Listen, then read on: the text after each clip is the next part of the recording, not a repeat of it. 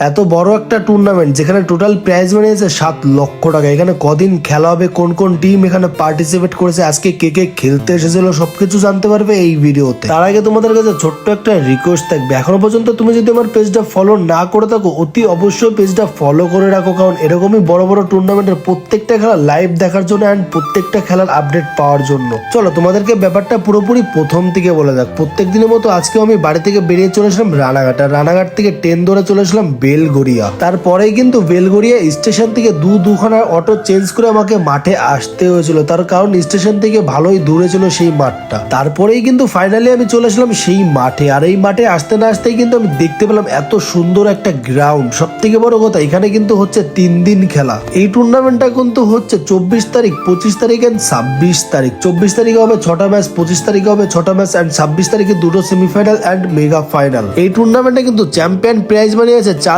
লক্ষ টাকা and runners up prize money আছে 3 লক্ষ টাকা। 24 তারিখে 2টো ফাইনালিস্ট টিম হলো KSS হলদিয়া এন্ড আরেকটা টিম হলো কলকাতা ওয়ারিয়ন্স। এই 24 তারিখে এই প্রথম দিনের খেলায় কিন্তু এই টুর্নামেন্টে খেলতেছিল শঙ্কর দা, মহেশ দা, কোমল দা, রূপম দা, ভীমা দা, গুড্ডু দা, খেলতেছিল সুকুমার দা, ডোডো, জুয়েল, জুলিয়ার্স আরো অনেকেই।